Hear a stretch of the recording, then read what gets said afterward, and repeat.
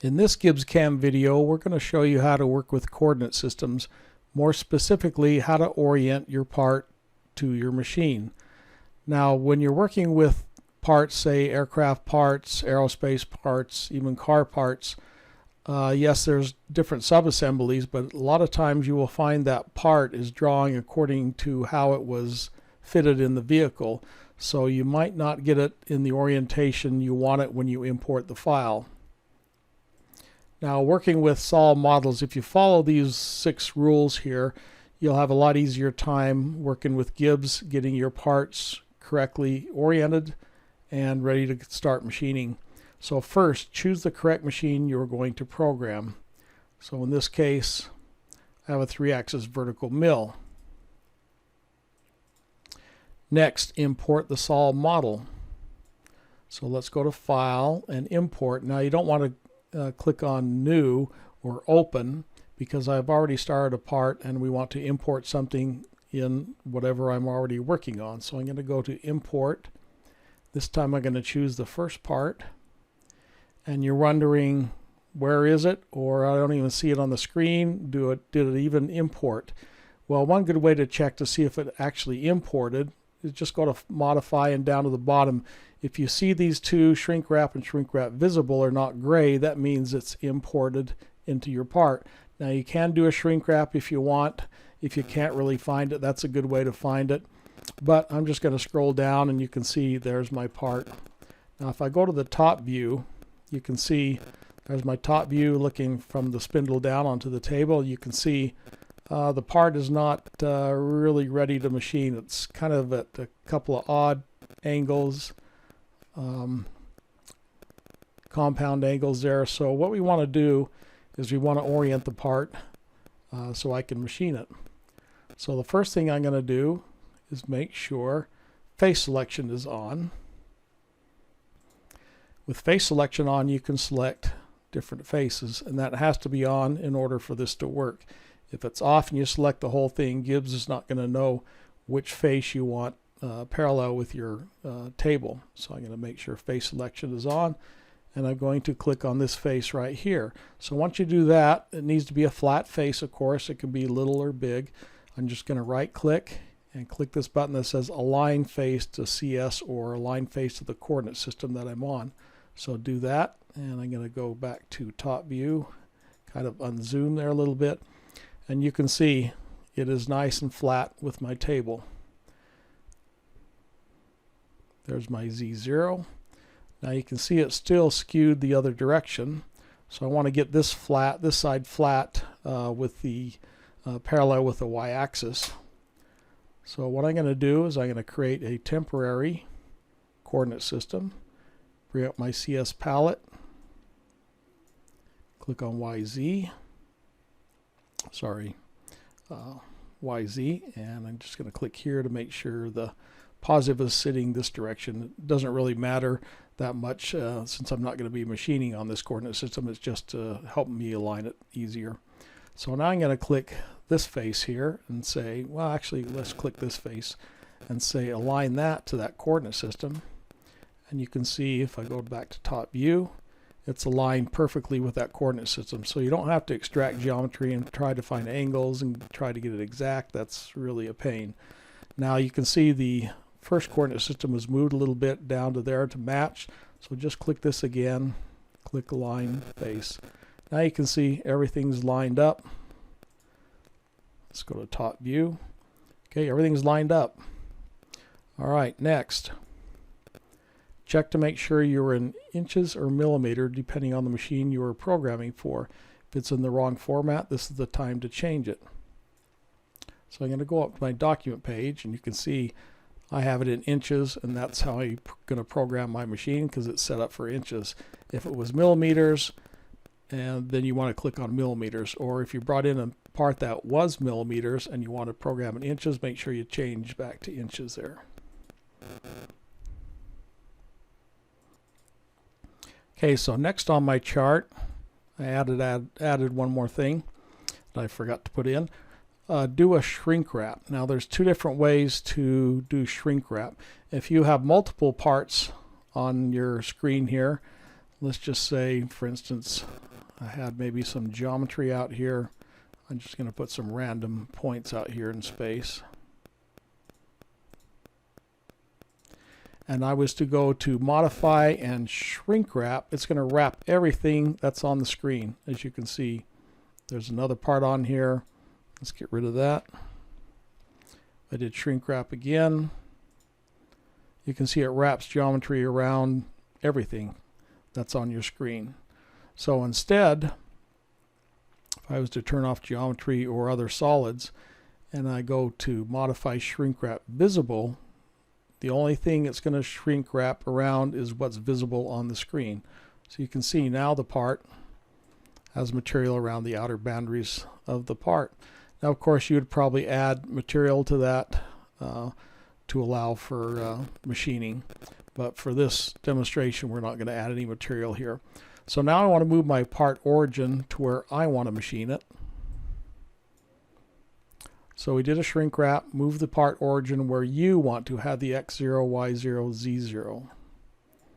Okay, so what I want to do is I want to move it to the top left corner because that's where I'm going to set my edge finder on and probe before I machine it.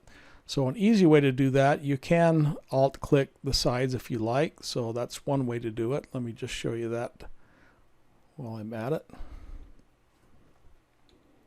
Zero these out. Okay, let's say I want to move my X over to here. I can highlight this, hold the Alt key, click on a flat surface, and notice it'll move my part origin over to there. Now if I want to do the Y axis, maybe up to this surface, I can highlight the Y, click that, make sure you zero that out or it's going to move it again, and go back to top view, and you can see now I'm right there where I want to be. Okay. I'm going to undo both of those. So the other way to do it, which is real easy, especially if you don't have a flat surface to move it to, is just go to the document control, and by doing shrink wrap, Gibbs wraps material around the actual part, around the exact size of the part. So you can see there's the exact size of the part based on the origin. So now I'm going to go to modify, move part origin.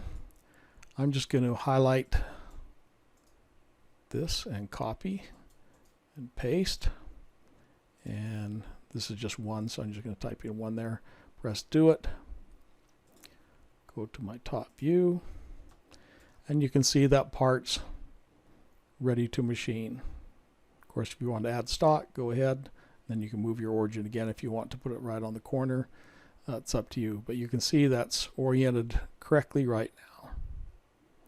Now the last thing on my list is always double check the master clearance plane prior to programming. So if I go to my clearance plane,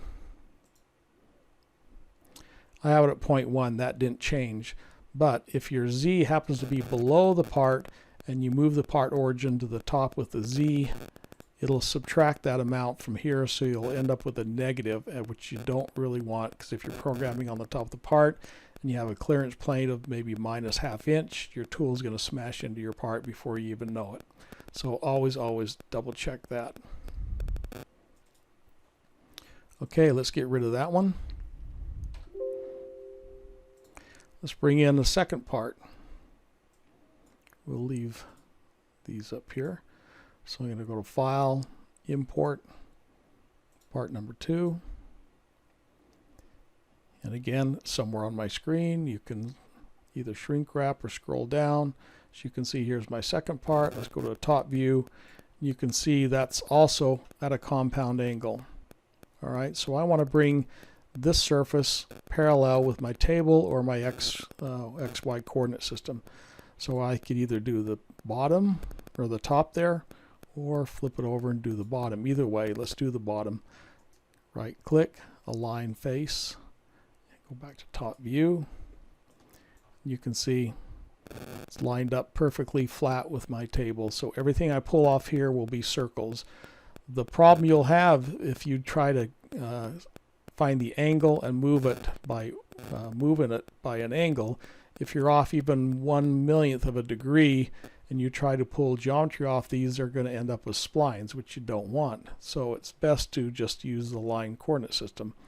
Now again, I have my coordinate system up here already in my YZ plane. Let's just say I want this lined up parallel with that. You can see that's lined up. Let's go back and do top again. Now the cool thing about coordinate systems is maybe I want to cut it from the other side instead. So I already did a line coordinate system. The cool thing about coordinate systems is if you right click again, it flips it 180, basically mirrors it. So if I want to do this side first, yeah, I can do that. Or if I want to flip it again, line the face there. So very easy to do. Again, let's follow our rules. Check to make sure it's in millimeters or inches, which I already did because I already had the part open. All my parts are in inches anyway. And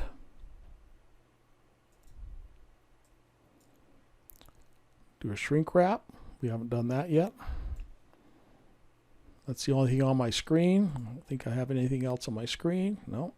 So let's just go modify shrink wrap. Oh, I must have something on here, probably in the body bag, because if you do have stuff in the body bag, it'll shrink it around there as well. So let's just do modify shrink wrap visible, and you can see it's only going to shrink around there. The reason it probably did that is probably because I still have geometry out here, you can see. So if I turn that off and say shrink wrap visible, it's only going to shrink wrap around there. Okay, maybe let's add a little stock to this one. We'll round it off.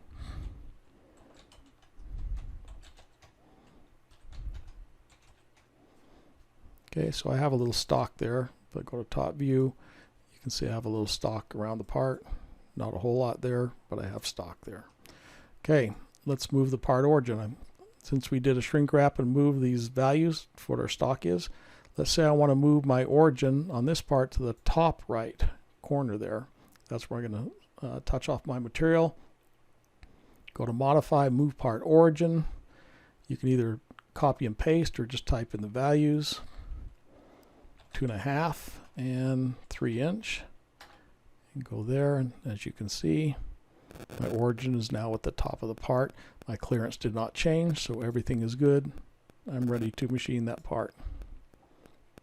Close out some of these. Okay, let's bring in our third part. Okay, I brought in my third part here, and as you can see, it's not sitting. If I go top view, which I'm going to be machining, there's my table. There's my spindle Z pointing. I'm looking at the top of my machine down. You can see pretty hard to machine that part. So this is what we want to do, is we want to orient that and align it to the plane or parallel with the table. So again, make sure face selection is on, so you can select whatever face you want. I'm going to start with this face here. Right click, align face to CS. You can see it's perfectly aligned now. If I extracted holes off of this, let's just do that just to show you. Let's just get this hole is all. And I turn on Control L. For labels, you can see that's a C1, which it's a circle. If it wasn't flat, then mathematically this could not be a real circle. It'd have to be a oval shaped. And Gibbs treats oval shapes as splines, so you don't want to machine a spline, if at all possible. Turn that back off. Okay, get rid of that. Okay, have everything in inches where I want. I'm just going to do now a shrink wrap. And let's check it. I have inches. My clearance is great. My origin is perfectly in the middle of the part. If not, you can move that origin, but it's all ready to go. Maybe you want to add stock, maybe not, but that part is ready to go. Okay, let's look at our next part. Now our last part here, at least for milling, we're going to import. I have all these as parasolids. Of course, they can be SolidWorks files or just about any other format you'd like, but let's do part number 4. And as you can see, hey, it's oriented correctly. just about how I like it, other than the origin is on the bottom of the part. Let's do a shrink wrap. Okay, it wrapped material around there, but I want my Z on the top of the part. So I could do move part origin or align to CS. Really don't need to do align to CS because it's already aligned. I'm just going to move my part origin to the top. So I followed all the other rules. Okay, it's in inches. I oriented the parts already oriented correctly, so I'm just going to bring my Z to the top. So I'm just going to go modify, move part origin, zero out these two. Make sure you highlight the box you want to have dimension go in, otherwise Gibbs is not going to know where to put it. Hold the Alt key down, click here, and you can see that's 1 inch from the bottom there. Just click do it. Now my origin is at the top of the part, ready to go. If you had material to face off, of course, add another 50 thou to that, and you'd be good to go, or whatever amount you want. Now, following the rules, first choose the correct machine, import the solid model, check to make sure you're in inches or millimeter. Yes, orient the part, do a shrink wrap, move part origin where you want to have it, which is what I did. Then always double check the master clearance plane. Let's check that. And look, ooh, minus 0.9. Reason it's that way is because it was on the bottom of the part. So I moved it up, so Gibbs automatically recalculates all the Z distances, and it would do the same thing for all the operations as well automatically. So anytime you move the part origin, especially Z, always check this clearance plane. Otherwise you're going to end up with the tool crashing into the part before you even know it. Of course, you should see that on rendering as well, but if you're starting off your part with your first tool and then coming in, you may not see that in the rendering because you're off the part, but you will see it on your machine guaranteed, so be careful with that. Now the last part we're going to do is a lathe part, because lathe parts are a little bit different, and let's show you that one. Okay, for the last part we're doing a turning part. Now most of the time when an engineer draws a part that is cylindrical, needs turning, they'll pretty much always have the origin at the center of the part. It may not be on the correct end you want, or it could be in the middle, but most of the time it's always oriented concentric with the origin there. But as you can see here, I have let's bring up my machine. I just have a C-axis horizontal lathe, so that means it has live tooling on there. I'm not going to worry about any of this stuff yet, except for I want to make sure I'm in diameter and inches. Okay, so I brought my part in, and if I go to the side view, which you will be looking at on the lathe as your X and Z, you can see the part's not how we want it. Okay, so let's fix that. Now when you have a C-axis lathe, these coordinate systems will automatically pop up when you choose it in Gibbs. If it's just a 2-axis lathe, you can create these new CSs and then move it that way. So one of the best ways to do it is, you can see we can only rotate in the plane we're in. So I need to, let's choose this side. That doesn't look like it'll do it. The ZX, that's how we're machining. How about the YZ plane? Yeah, that looks pretty good. So if I go to the YZ plane, let's just go to home view. You can see there's the home view YZ plane. I need to rotate it. Let's go back to the ZX plane. That's the one we want to machine. Okay, let's go to home view on that. Okay, and if I just tilt that a little bit and go to the YZ plane, you can see I need to rotate it. I need to go to modify, 2D rotate, 90 degrees counterclockwise. So let's do that.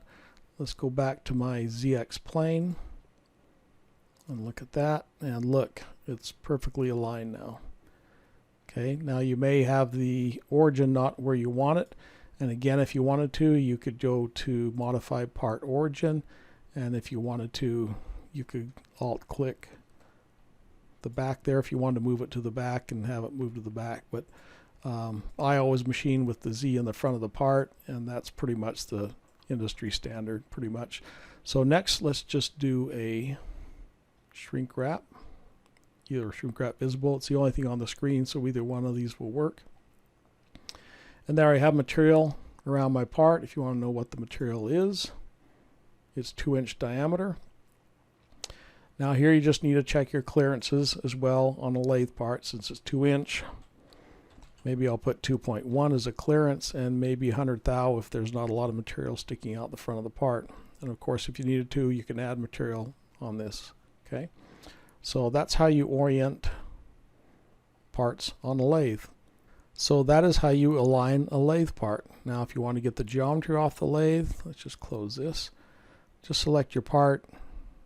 You don't even actually have to select it. You just click on Spun Geometry.